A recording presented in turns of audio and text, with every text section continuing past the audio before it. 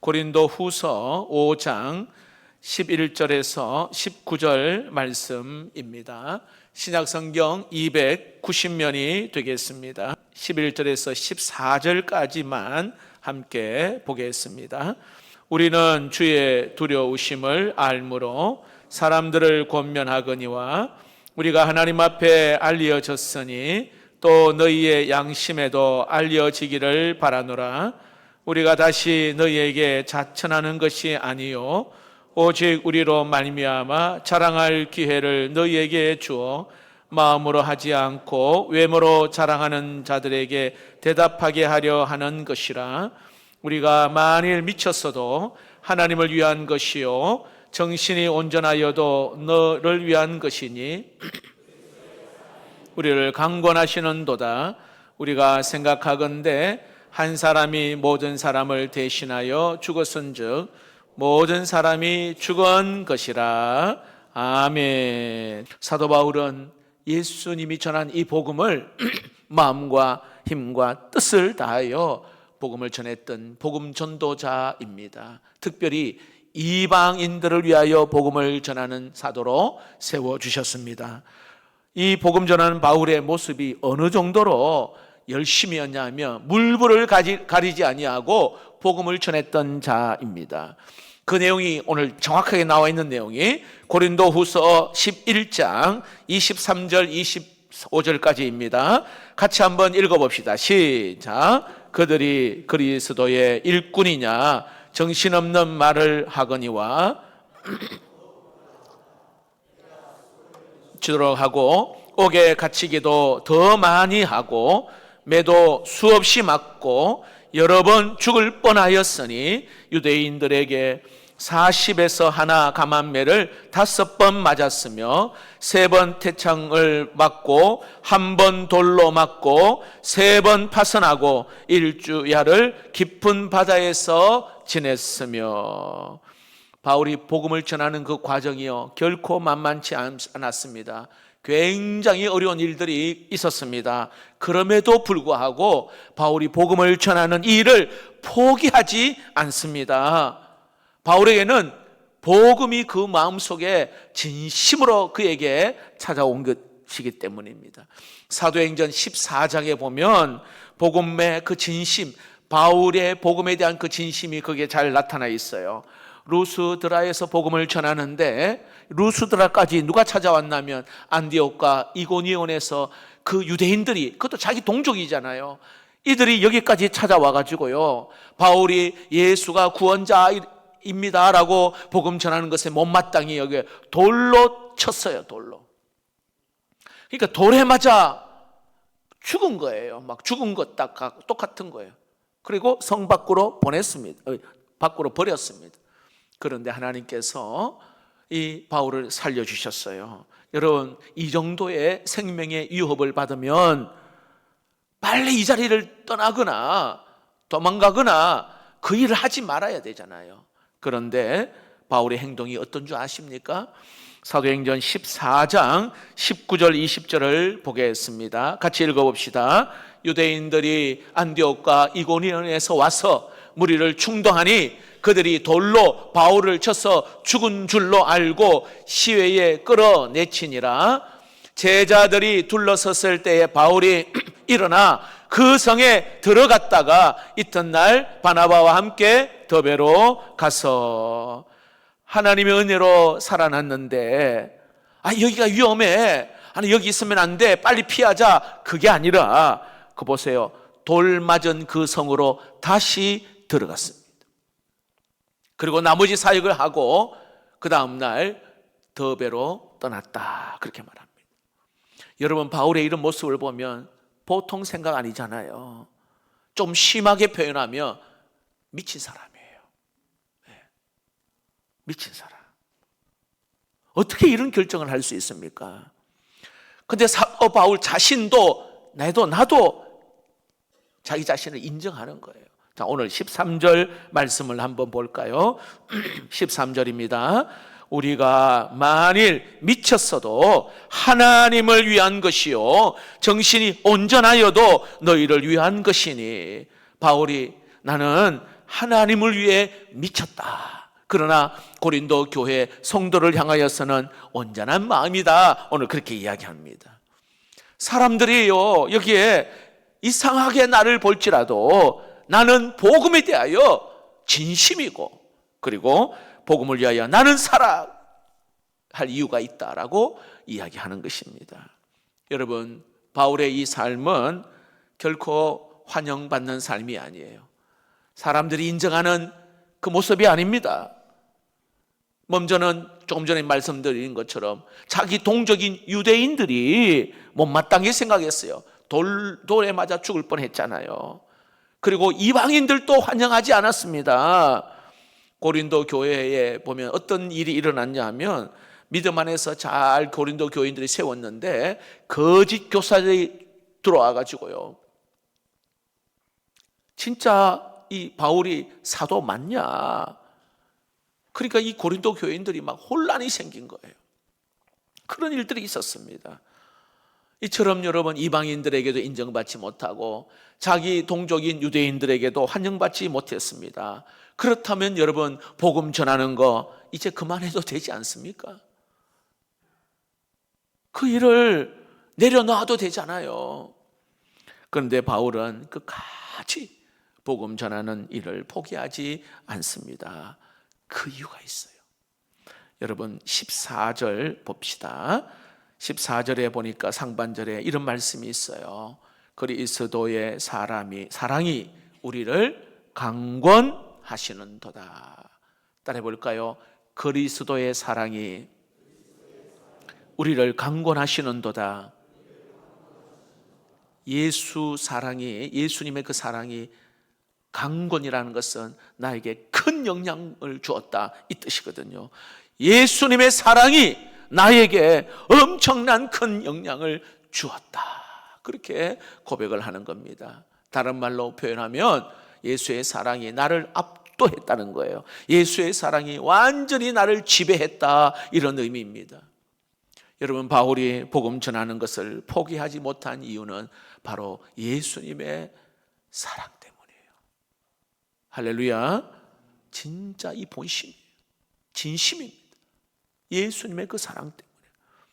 자신이 이렇게 생명의 위협이 있고 인정받지 못해도 그 길을 계속 갈 수 있었던 그 이유가 예수의 사랑의 놀라운 그 은혜 때문에, 그게 나를 완전히 지배한 거예요.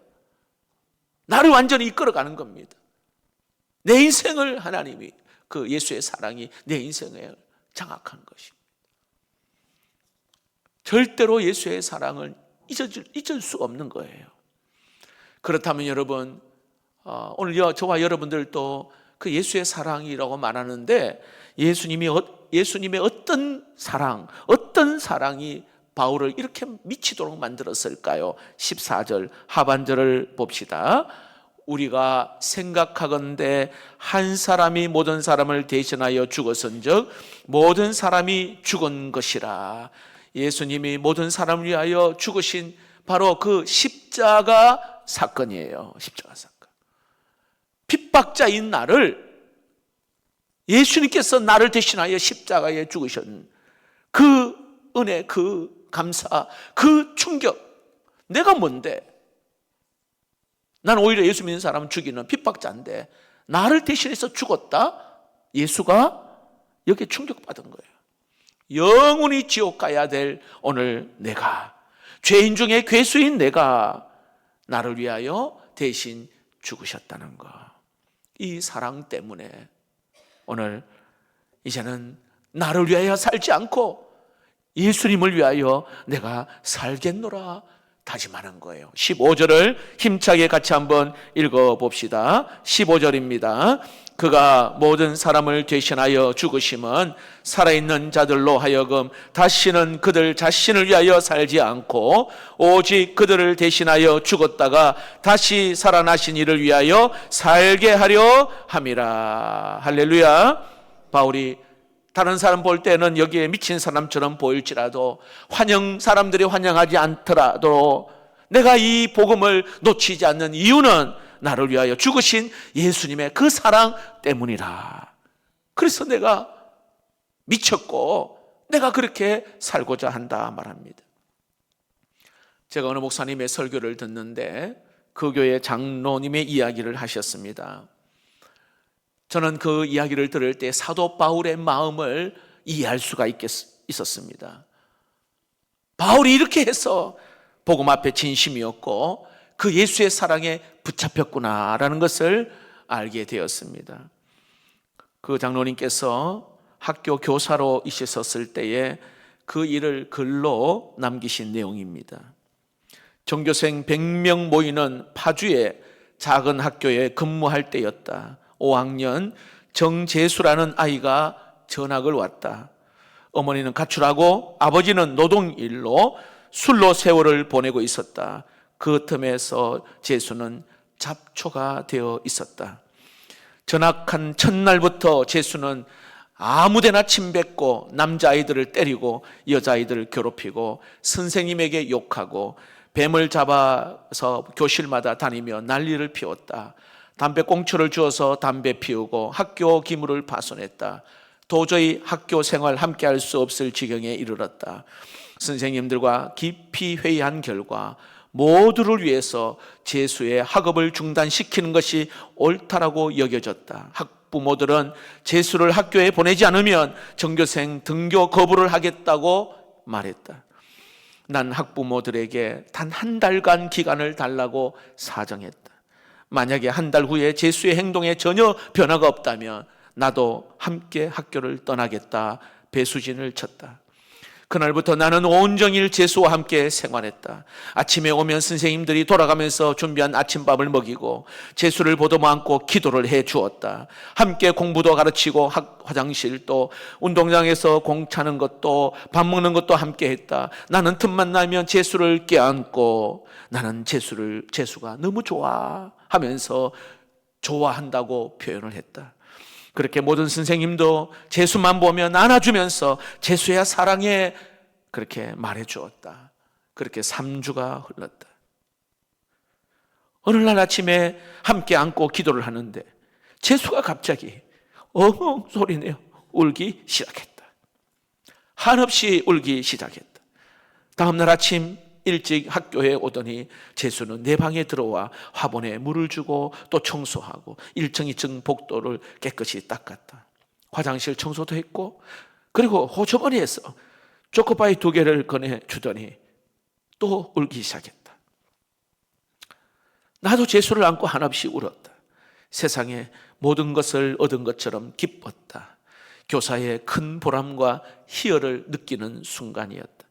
재수는 이제 재수 없는 아이에서 재수 좋은 아이로 변하기 시작했다. 선생님께 90도 각도로 허리를 굽혀 인사하고 아이들은 덩치도 좋고 잘생긴 재수를 무척 따르고 좋아했다. 손재주가 좋아 학교에 크고 작은 일에 재수의 손이 안 미친 곳이 없을 정도였다. 이제 재수는 사고 뭉치에서 학교의 보물이 되었다. 졸업하기 하루 전 내 방에 들어와 한참을 나를 보더니 와락 안고 울기 시작한다. 그리고 편지 한 장을 내게 주더니 다음과 같이 말했다.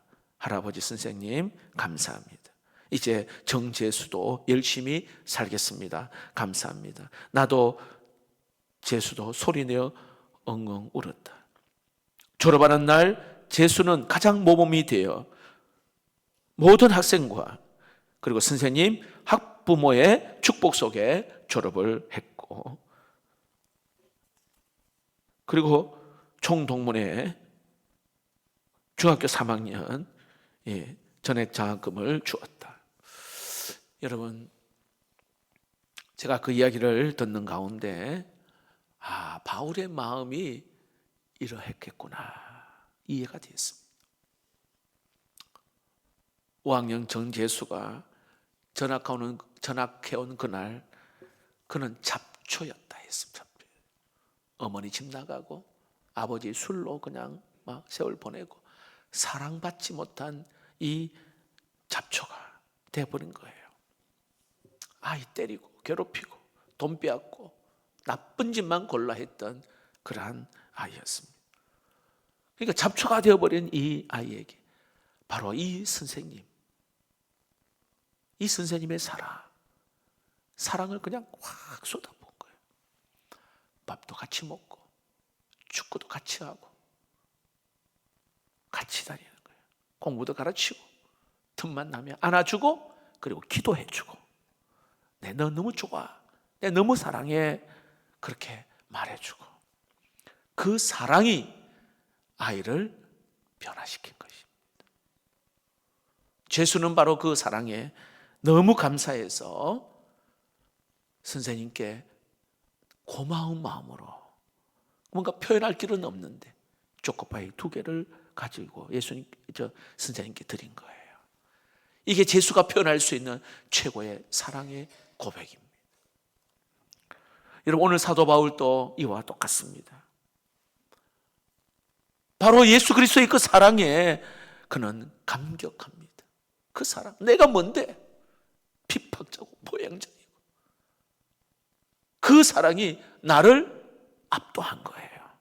쓸모없는 잡초와 같은 인생이었는데, 아니 잡초보다도 더 심한 죄인 중에 괴수였던 오늘 내 삶을 구원하시려고 바로 예수님이 생명까지 내어주셨던, 그리고 나를 살리신 그 예수의 사랑. 그래서 그 사도 바울은 그 예수님 앞에 완전히 압도당한 것입니다. 그 사랑에 감격하여서 어떻게 하면 나도 예수님께 사랑한다고 말할 수 있을까? 그 고백을 오늘 사도 바울이 하고 싶었던 것입니다. 주님의 사랑을 생각하면 견딜 수 없는 그 마음에 오늘 이 제수가 초코파이 2개를 선생님께 드린 것처럼 바울도 그가 하나님 앞에 표현할 수 있는 그 최고의 사랑, 그것을 전하고 싶은 것입니다. 정말 여러분, 이 바울은요, 그가 자기 자신을 봐도 새롭게 변화된 자기의 모습을 이야기합니다. 완전히 새로운 피조물이 되었다 말합니다.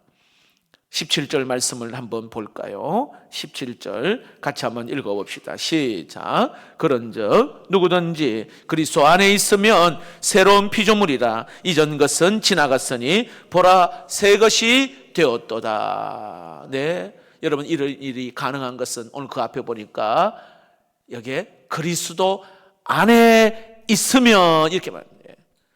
그리스도 안에 있으면 다른 무엇으로 할 수 없습니다. 십자가의 사랑, 십자가의 그 은혜로만 자신이 새로운 피조물이 되었다라는 그런 놀라운 감격을 하는 것입니다. 그리스도 안에 있는 것이 참 중요합니다. 나를 살리고 나에게 생명을 부어주셨습니다. 나를 이렇게 하나님과 화목한 자가 되었다는 것, 이것이, 그리고 그 일에 나에게 그 일을 하라고, 사람들에게 화목시키는 그 일을 하라고 나에게 직분을 주셨다. 오늘 그가 그렇게 고백을 한 거예요. 18절을 같이 한번 볼까요? 18절입니다. 시작. 모든 것이 하나님께로서 났으며 그가 그리스도로 말미암아 우리를 자기와 화목하게 하시고 또 우리에게 화목하게 하는 직분을 주셨으니, 자신이 받은 이 놀라운 사랑, 자신만 누리는 것이 아니라 오늘 주변의 사람들에게 나누어 주기를 원하시는 하나님의 마음입니다. 우리가 복음의 전달자로 우리를 세워주셨어요. 사도 바울은 그저 감사합니다. 그저 그냥 순종하는 마음으로 그 일을 감당합니다. 하나님과 화목하게 하기 위한 그 일, 나뿐만 아니라 저 사람도 하나님과 다시 화목하고 이 사람도 하나님과 다시 화목하게 일에 자기가 힘쓰겠다, 그렇게 고백하고 있습니다. 여러분, 그래서 바울은 누구보다도 뜨겁게 주님을 사랑하는 자였습니다. 아니 뭐 뜨거울 정도가 아니라 미친 사람이에요. 네가 미쳤도다. 여러분, 40의 하나 감한매를 3번이나 맞았다. 돌에 맞았다. 3번이나 파선했다. 굶고 매맞고, 도대체 여러분 그렇게까지 하면서 그가 포기할 수 없는 예수의 사랑. 오늘 이것을 오늘 우리에게 말씀하고 있는 거예요. 여러분 주님 만난 첫사랑 기억나십니까? 많이 울고 많이 감격하고, 그런데 시간이 흐르면 흐를수록 무뎌가는 거예요. 오늘 주님은 다시 그때 받았던 은혜와 감격을 다시 한번 재생해서요, 다시 예수 사랑 전하기를 오늘 이 말씀을 통해서 우리에게 말씀하고 있습니다. 그렇다고 해서 당장 성교지로 떠나라 그런 의미는 아니에요. 오늘 내가 살아가는 삶의 그 자리에서 예수의 사랑을 흘러보내야 되는 거예요. 먼저는 여러분의 가족 안에서 예수의 사랑을 전해야 합니다. 그래서 여러분, 제가 늘 말씀드린 것처럼 한 번 더 배려하고, 한 번 더 손잡아주고, 한 번 더 경청하시고, 한 번 더 자녀들과 함께하는, 사랑을 품어주는, 큰 것도 아니에요. 오늘 그게 필요하죠.